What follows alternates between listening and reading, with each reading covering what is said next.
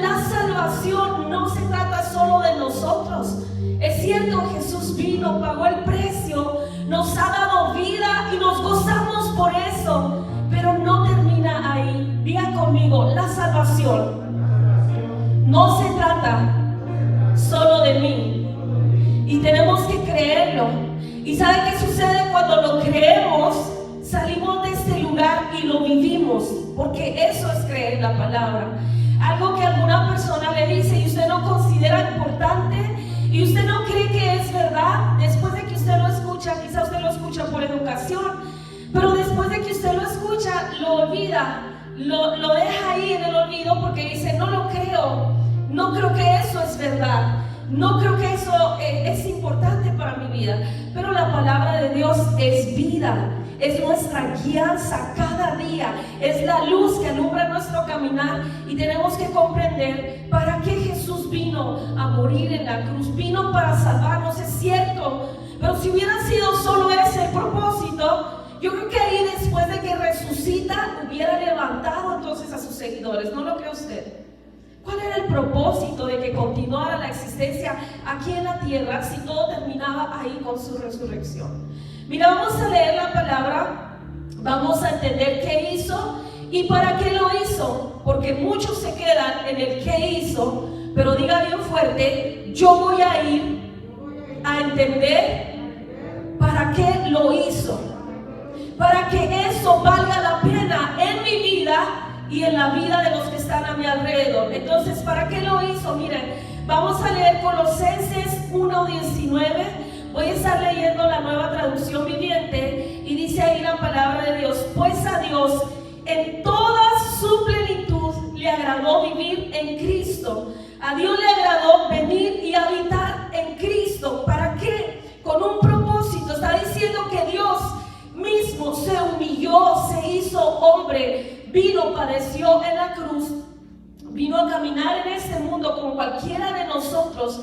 Dice la palabra que Él atravesó, por eso es que Él nos comprende todas las cosas que nosotros pasamos, porque Él estuvo en esta tierra y también tuvo que sufrirlas. Él también tuvo que padecer dolores, Él también tuvo que padecer escasez, Él también padeció traición. Entonces Él nos comprende porque Él vino a esta tierra y caminó como nosotros. Pero ¿para qué? Mire, la religión nos enseña que eso es todo. O sea, ya Dios te salvó, ahora eres bendecido y ahora continúa hacia adelante y vive tu vida, porque todo se trata de ti, eres tú. Mucha gente llega a la iglesia de esa manera. ¿Qué es lo que me van a dar? ¿Qué es lo que voy a recibir? ¿Ha escuchado alguna vez personas que abandonan su iglesia porque dicen, es que no me sentía bien? Es que no recibía lo que yo necesito recibir.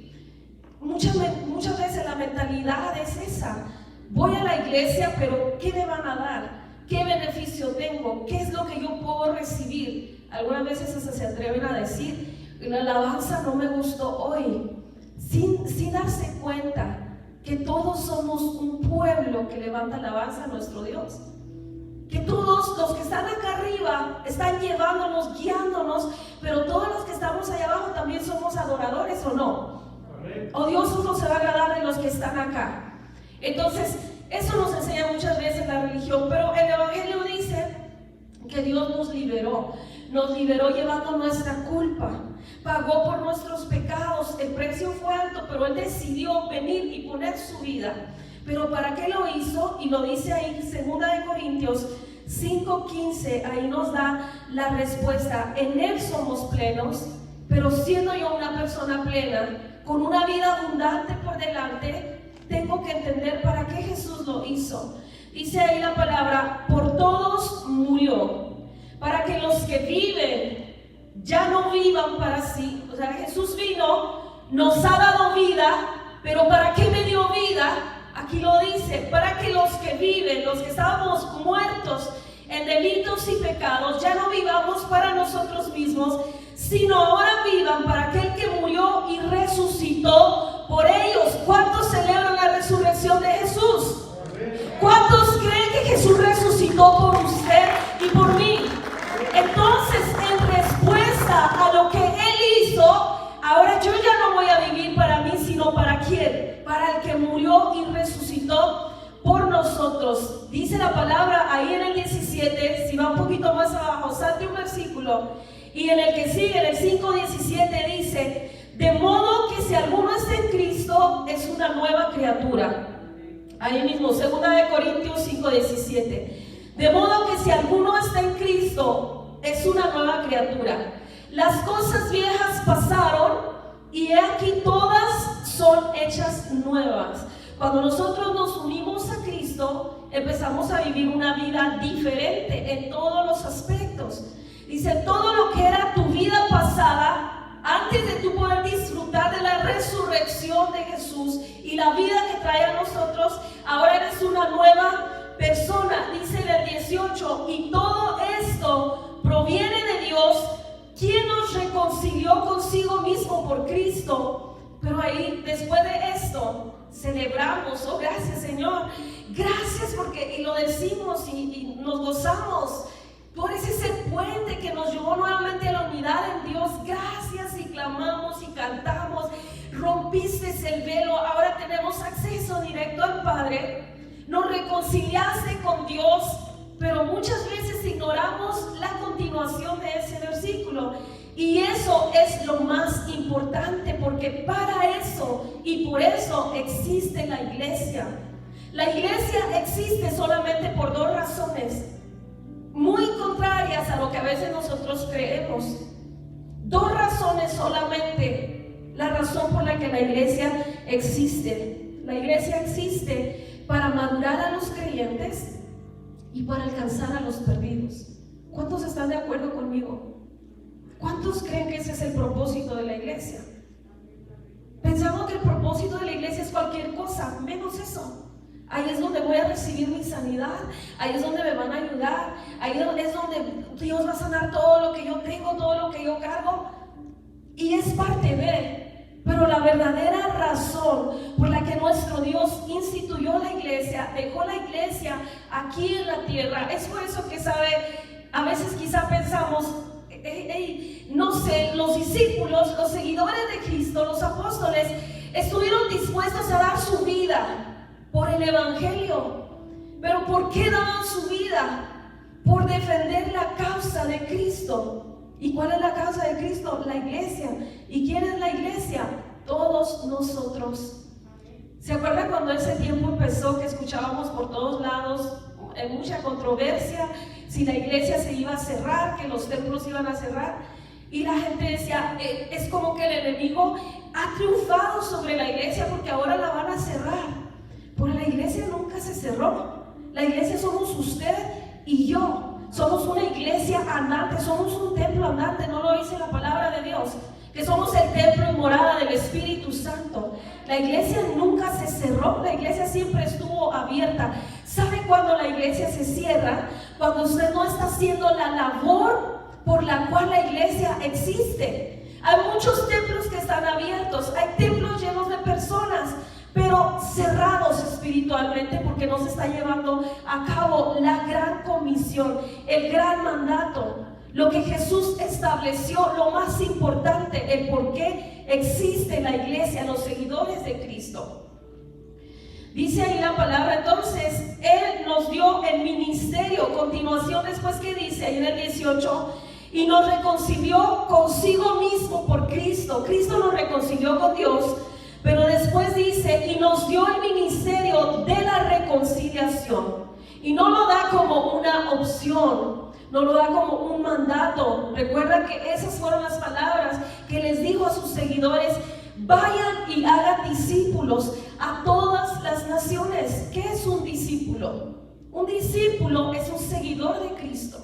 Nosotros vamos afuera, alcanzamos a los perdidos, vienen aquí a la iglesia y entonces nos encargamos de que maduren en el evangelio, que vayan creciendo cada día más en carácter cristiano. Ese es el propósito de la iglesia. Jesucristo pagó un precio, nos reconcilió con Dios, pero nos ha reconciliado para que ahora nosotros reconciliemos a otros. Así como usted y yo estábamos perdidos, separados de Dios, pero sin embargo ahora estamos encargados, ya que hemos sido reconciliados, estamos encargados de reconciliar a los que están extraviados. Entonces, ¿cómo podemos reconciliarnos con Dios? ¿Cuál es el trabajo que vamos a hacer? Primero, creo que lo más importante, porque le puedo ahorita hablar y la predicación puede tratar acerca de cómo nos reconciliamos con Dios, pero yo creo que antes de eso necesitamos entender que todos nosotros,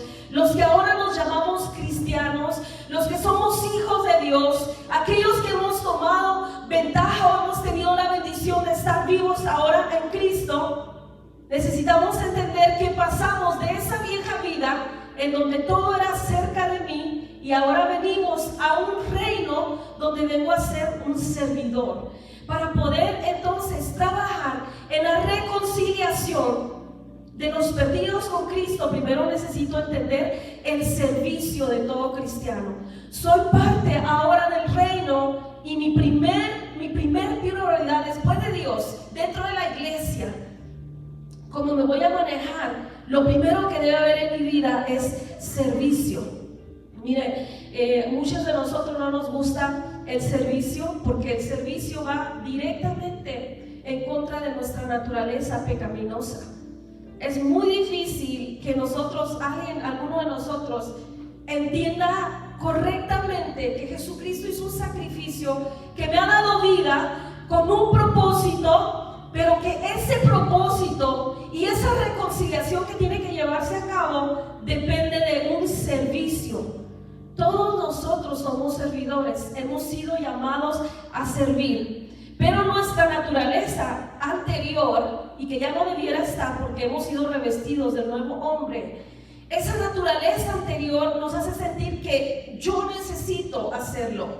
En cada uno de nosotros, en nuestra naturaleza caída, está siempre el deseo de gobernar. Por eso no nos gusta servir, porque todos queremos gobernar, todos queremos liderar, todos queremos ser servidos, pero no queremos servir. Y entonces, cuando no hay unidad en Cristo, cuando esto que Él llama su cuerpo, y dice que cada uno de nosotros somos miembros de ese cuerpo, cada uno de nosotros tiene, podemos decir, labores diferentes, pero desgraciadamente la mayoría quisiera tener lo mismo.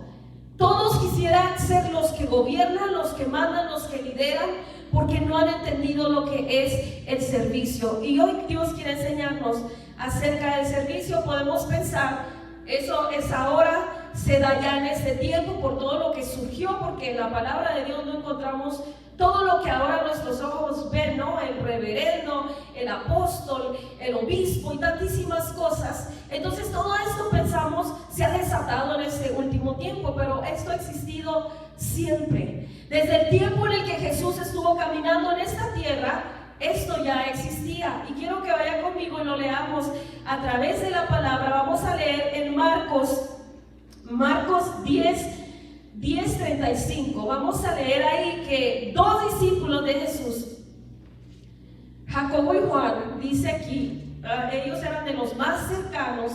Recuerde que él había escogido 12 y esos eran de los más cercanos a él. Y dice que en cierto momento ellos habían perdido un poco la dirección y estaban demasiado concentrados, no en el servicio, sino cuál iba a ser su posición, cuál iba a ser el lugar donde ellos iban a estar.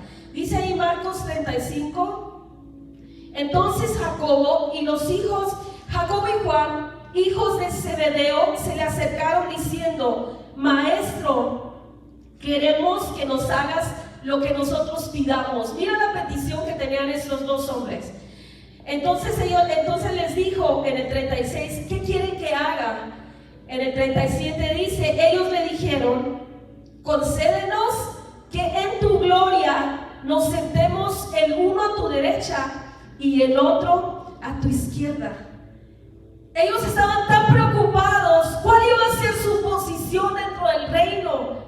Estaban tan afanados en qué lugar Jesús los iba a poner, que desde antes que Él se fuera y en el momento en que tuvieron la oportunidad, le dijeron, por favor, haz que uno de nosotros se siente a tu derecha y otro se siente a la izquierda. Y dice en el 41, cuando oyeron los 10, o sea, cuando los otros 10 de los 12 escucharon esto, comenzaron a enojarse contra Jacobo y contra Juan.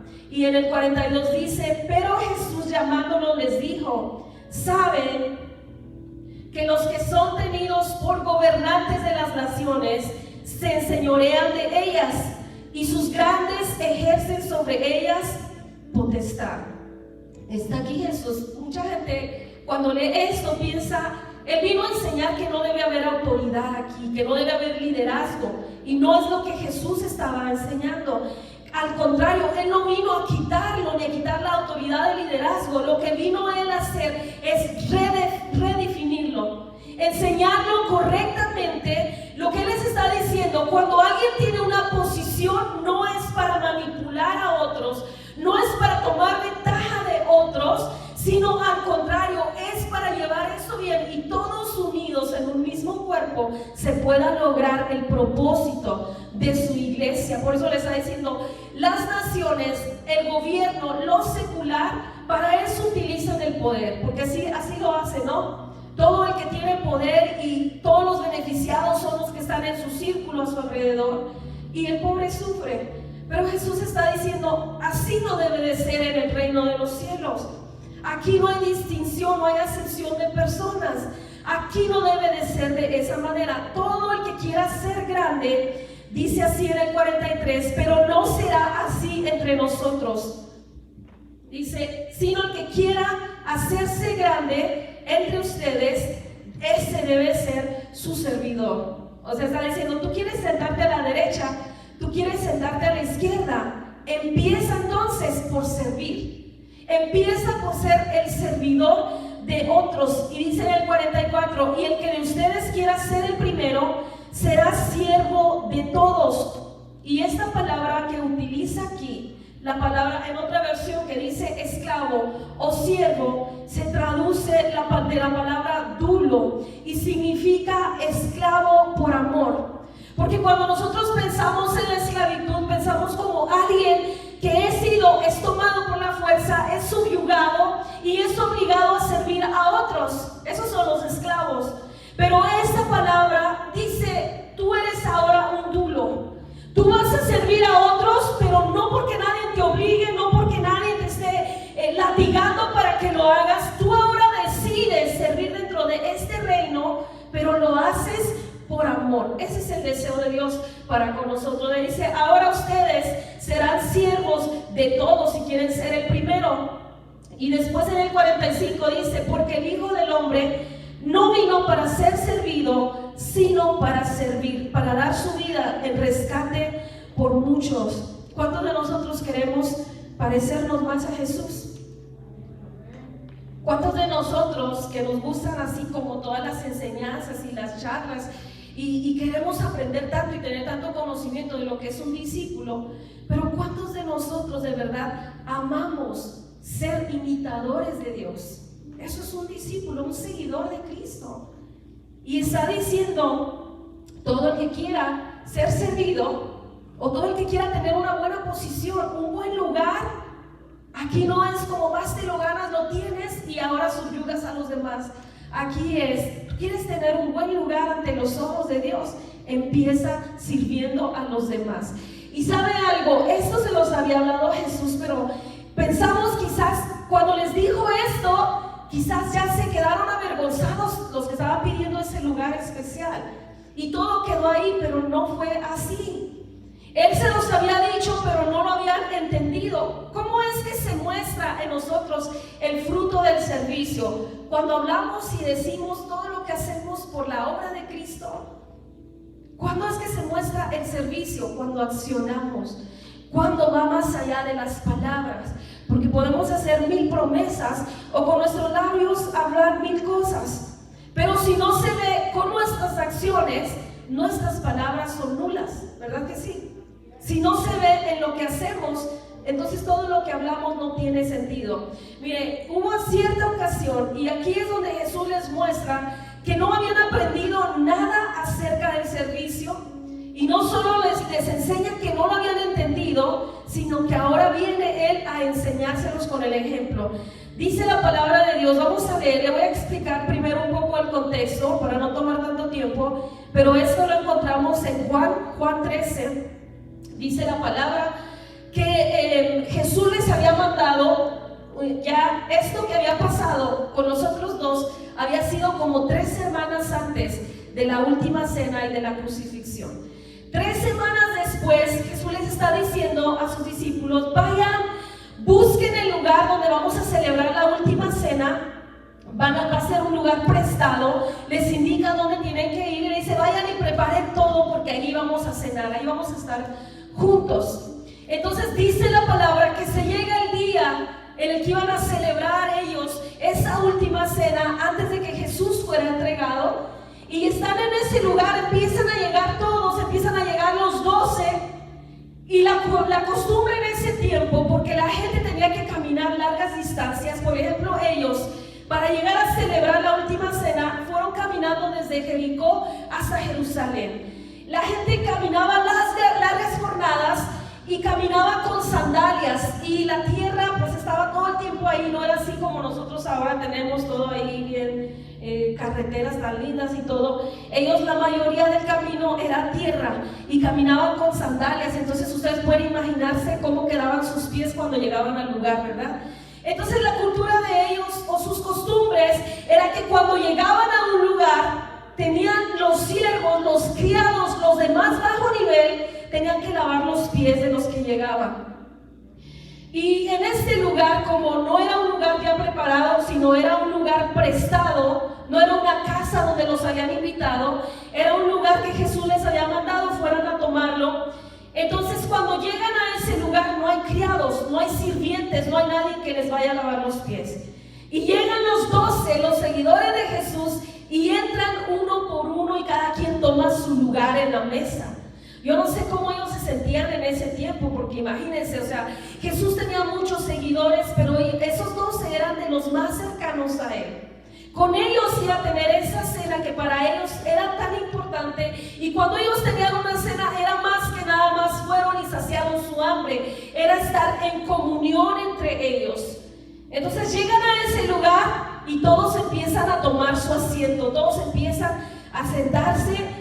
Y yo no sé qué había en sus mentes, porque sabían que tenían que lavarse los pies, pero quizás en sus mentes estaba, alguno de ellos quizá tenía la intención de lavar los pies del otro, pero quizá pensaba: si yo me pongo a lavarle los pies, como eso es algo para el criado más bajo, del más bajo nivel, la más baja categoría, todos los otros, los 11, van a pensar que yo aquí soy el que menos valgo, porque yo les voy a lavar los pies, les voy a humillar. Entonces después, porque a veces eso pasa, ¿no?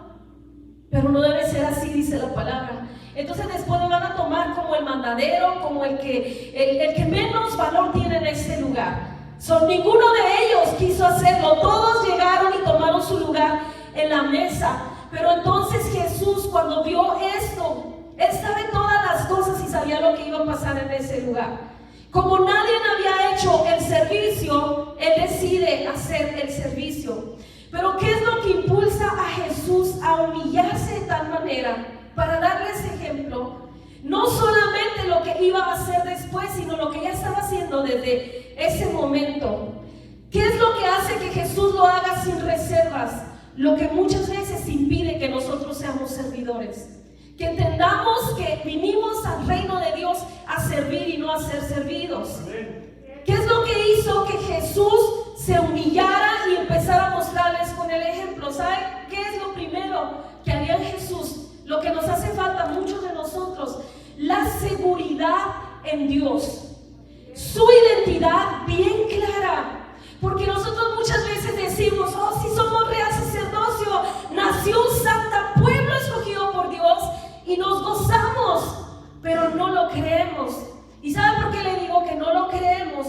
Porque una persona que es segura de sí misma, que está segura en Dios, que su identidad está clara, quién eres, el valor que tienes y lo que estás haciendo en esta tierra, el propósito por el que Dios te formó, nada te va a detener para que tú realices el servicio, porque tú estás seguro en Dios. Eso fue lo que hizo Jesús. Y vamos a leerlo en Juan 13:3. Dice aquí la palabra A veces leemos esto y lo leemos tan rápido y ignoramos verdaderamente los puntos esenciales, la importancia de cada palabra que se ha quedado escrita. Dice ahí, sabiendo Jesús que el Padre le había dado todas las cosas en las manos. O sea, antes de Jesús levantarse a lavarle los pies, nos está dejando Dios escrito. Jesús sabía que el Padre le había dado todas las cosas en sus manos. O sea, Él no estaba pensando, si le lavo los pies me voy a humillar, si le lavo los pies, bueno, no van a creer que soy el Mesías. Y Él era el Rey, Él era Dios, Él era el Mesías esperado, pero no está con dudas, con inseguridades, porque Él estaba seguro de su identidad. Dice, el Padre le había dado todas las cosas en las manos y que había salido de Dios y a Dios iba. Una persona, para poder servir de la manera que Jesús sirvió, necesita tener la seguridad de que está en Dios, que estamos en Dios, que ante Dios tenemos un valor. Y el que usted se agache a recoger una basura, el que usted esté sirviendo dentro de la casa de Dios, lavando los baños, no lo hace menor que nadie. Al contrario, está sirviendo para su reino, ¿sabe? La palabra dice que ellos en algunas ocasiones, cuando eran apedreados por predicar la palabra, por servir, por estar tratando de llevar a cabo el ministerio de la reconciliación, dice que eran apedreados, eran encerrados, los corrían. ¿Y usted cree que ellos iban llorando y quejándose y haciéndose víctimas? Diciendo, ¿cuánto sufro por el evangelio? ¿Cuánto sufro por la cruz? Dice que ellos se sacudían el polvo y volvían nuevamente a la plaza y volvían al mismo lugar para seguir predicando, porque ellos lo tomaban como un privilegio. Y así debe de ser para nosotros. Cualquier labor, cualquier servicio que nosotros hagamos, quizás ante los ojos de la gente sea el más bajo, pero sin embargo ante los ojos de Dios dice que pasas a ser de los primeros. Así lo dice su palabra. Entonces vemos aquí que Jesús, dice ahí la palabra en Juan 13:4, dice, se levantó de la cena, se quitó su manto y tomando una toalla se la ciñó. Puso luego agua en un lebrillo y comenzó a lavar los pies de los discípulos y a enjugarlos con la toalla con la que estaba ceñida. Mire qué lindo es nuestro Dios. ¿Cómo podemos dudar de su amor? Si dice que Él, el Maestro, el Rey de Reyes y Señor de Señores, Dios mismo, cuando vio que ellos no hacían el servicio que se tenía que hacer, dice que Él entonces se levanta, toma la toalla, se la enreda y empieza a lavarle los pies. No sé si usted se está dando cuenta la posición en la que Jesús se fue a colocar. ¿Quiénes hacían ese servicio? Los sirvientes de más bajo nivel. Y eso fue lo que hizo Jesús. Él se puso en una posición de siervo y dijo, no importa lo que ustedes puedan pensar de mí, este trabajo, el que nadie quiere hacer, en donde yo soy el más bajo, la categoría más baja, yo lo voy a hacer.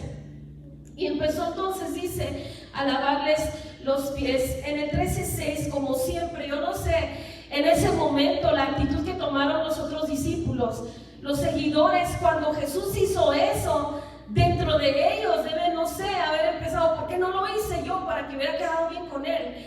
¿Por qué no me levanté y lo hice? Todos se quedaron callados, pero como siempre, Pedro, que era el que siempre hablaba, el que no podía aguantarse, dice que entonces Pedro le dijo, entonces vino Simón Pedro, en el 6, entonces vino Simón Pedro y le dijo, Señor, ¿tú me lavas los pies? Con esa pregunta, Pedro le está diciendo, siento como que los papeles están invertidos. Tú eres el maestro, nosotros somos los siervos, pero tú nos vas a lavar los pies a nosotros. Y respondiendo Jesús le dijo, lo que yo hago, tú no lo comprendes ahora, pero lo vas a entender después. Pedro todavía no lo entendía y muchos de nosotros hoy en día todavía no lo hemos entendido. No hemos entendido el precio tan grande que pagó nuestro Maestro para que nosotros ahora hagamos una labor y reconciliemos al mundo con Él. Muchos de nosotros no lo hemos entendido y pensamos que ese servicio está pero no sé para quién pensamos que está, porque es responsabilidad de cada uno de nosotros. Dice ahí en el 9, entonces le dijo Jesús, Simón Pedro, en el 8, en el 7, respondiendo Jesús le dijo, en el 13:7 le dijo, respondiendo Jesús le dijo, lo que yo hago tú no lo comprendes ahora, pero lo entenderás después. Y en el 8 dice, pero Pedro le dijo, no Señor, no me lavarás los pies jamás. Como Pedro estaba diciéndole, yo no voy a dejar que te humilles de esa manera. Pero entonces Jesús le dijo, si no te lavare, no tendrás parte conmigo. En el 9 le dijo Pedro, Señor, entonces no solo mis pies, sino también las manos y también la cabeza. Como que ya Pedro estaba diciendo, ok Señor, entonces ya casi quería que le diera un baño. Pero le dice Jesús en el 13, vosotros me llaman maestro y Señor, y les está diciendo, y no crean que no estoy seguro de lo que soy. Dice, y dicen bien, porque lo soy. Ustedes dicen que soy su maestro, y sí lo soy. El hecho que les lave los pies, que los sirva, no quiere decir que no soy su Señor y no soy su maestro. Pero dice en el 14, pero si yo que soy el Señor y su maestro, les he lavado a ustedes los pies, aquí está el por qué lo hizo. ¿Para qué les lavó los pies? Hermano, yo no sé si usted se da cuenta, pero esas son las preguntas importantes que tenemos que analizar y entenderlas. Jesús vino a morir en la cruz, resucitó para darme vida, pero ¿para qué? ¿Para qué existo? ¿Para qué me dio la vida? ¿Para qué estoy aquí en la tierra? Pablo lo entendió perfectamente cuando tuvo el encuentro con Jesús. Al instante, dice, cuando después que Jesús le dijo, ¿por qué me persigues? Volteó Pablo y le dijo, Señor, ¿qué quieres que yo haga? Él entendía que había un propósito por el cual Jesús había venido a su encuentro, y nosotros tenemos que entender lo mismo. Hay un propósito por el cual Dios nos salvó. Dios no nos ha salvado, hermanos, para solamente llenar un espacio dentro de la iglesia. Dios nos ha salvado para toda la semana estar haciendo nuestro trabajo, estar reconciliando a nuestros hijos con Cristo, nuestros familiares con Cristo, nuestros amigos con Cristo, todo nuestro entorno. Y entonces el día domingo llegar a la casa de Dios con esas personas para que sean maduradas en el Evangelio. Para eso nos ha rescatado el Señor. Jesús les está diciendo, yo soy el Señor, yo soy su maestro, y si yo me he atrevido a servirlos a ustedes, dice, entonces ustedes también deben lavarse los pies los unos de los otros. Entonces la pregunta sería, ¿por qué debemos servir? ¿Por qué debemos servir a los demás? Si yo le hiciera individualmente esa pregunta, ¿por qué debes servir? ¿Por qué debes ser un servidor? Muchas respuestas diferentes tendríamos, ¿no? Pero le voy a decir las que no son correctas. No servimos a la gente porque la gente lo merezca. ¿Por quién merece ser servido? Los discípulos no se atrevieron a pararse de la mesa porque entre ellos también había discusiones, había disensiones, había problemas. Y ellos no querían ser humillados más que el otro. ¿Por qué servimos a la gente? ¿Porque la gente lo merezca? No. ¿Por qué servimos a la gente? ¿Porque la gente pide la ayuda? No. Porque muchas veces ni siquiera quiere la ayuda. Usted está dispuesto a servir porque sabe que la persona necesita la ayuda, pero la gente tiene la soberbia tan alta que nunca reconoce que necesita la ayuda. ¿Por qué servimos a las personas? ¿Para que nos agradezcan? No, porque no van a agradecer. Es muy rara la persona. ¿Quién de ustedes puede así con todo el valor levantar la mano y decirme que usted recuerda la persona que le presentó a Cristo? ¿Quién de ustedes lo recuerda? Aquella persona que hizo el servicio y vino y trajo reconciliación entre usted y nuestro Dios. ¿Quién la recuerda?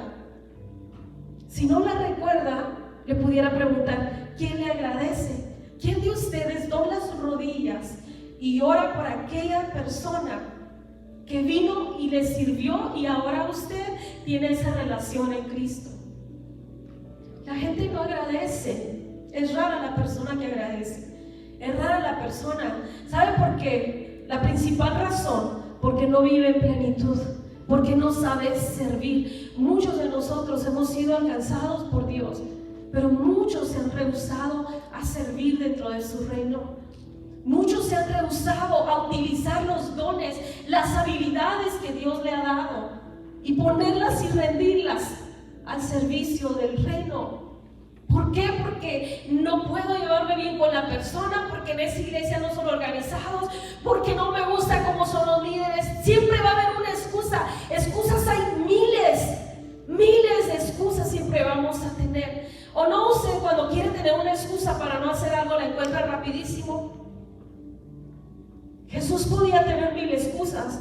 No los sirvo porque no se pararon ellos, hicieron el servicio primero. No lo sirvo porque no lo merece, siempre está. En esa cena hay un evangelio que dice que aún ahí mismo estaban discutiendo acerca de las posiciones. Hermano, Jesús tuvo tantas excusas para no ir a la cruz, para no dar su vida, para no darnos vida. Tenía tantas razones y válidas, y muchas veces nosotros no tenemos razones válidas. ¿Y sabe por qué le digo que no tenemos razones válidas? Porque cuando nosotros limitamos nuestro servicio a las demás personas, estamos olvidando que Jesús no tuvo límites hacia nosotros.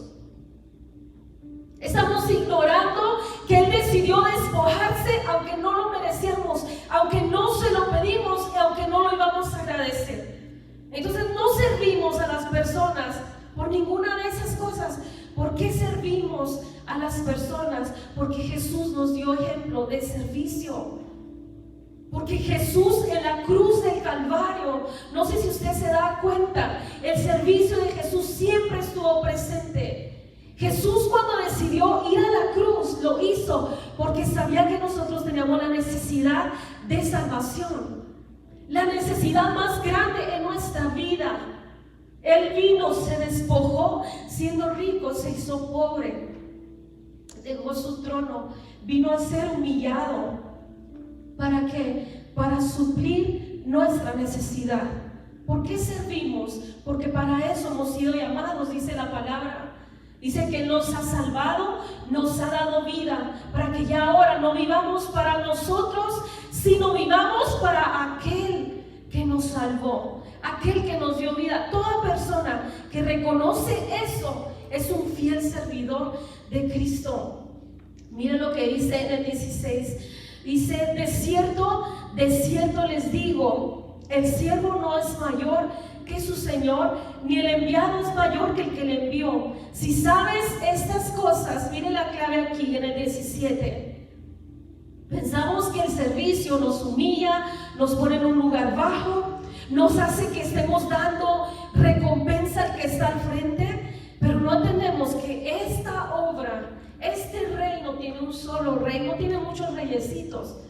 Esta obra, este reino tiene un solo rey, y cuando nosotros nos disponemos a servir dentro de su reino, dice ahí en el 17, si sabes estas cosas, si puedes entenderlas, si puedes captar lo grande del ejemplo de Jesús en nuestra vida, dice, entonces eres bienaventurado. Pero dice ahí, si las haces, si las haces. No solamente es creerlas, es hacerlas para poder ser bienaventurado.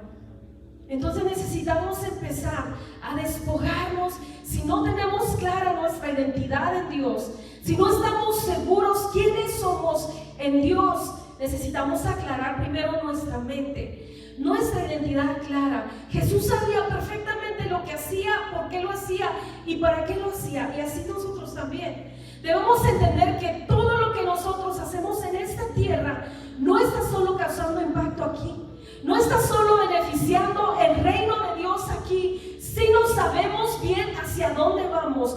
Creemos que las promesas de Dios para una vida eterna, para una eternidad en su presencia, son verdaderas. Si lo sabemos, lo creemos y empezamos entonces a accionar en el servicio. ¿Cuántos dicen amén? ¿Cuántos vamos a empezar a servir a nuestro Dios? Dice la palabra de Dios: el mundo vive dominado por lo que sus ojos ven Dice así la palabra de Dios, Juan 2:16. Dice que no nos debemos dejar dominar por los deseos del mundo. Dice el deseo de los ojos, el deseo de la carne y la vanagloria de la vida.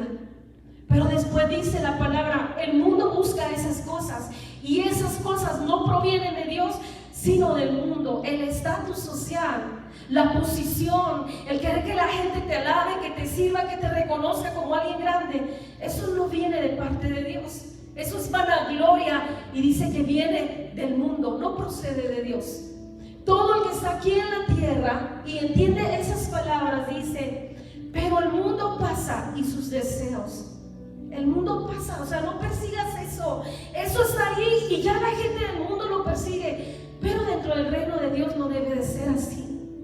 Dice, porque el mundo pasa y sus deseos, pero todo el que hace la voluntad de su Padre, todo el que hace la voluntad de Dios, entonces dice la palabra, permanece para siempre.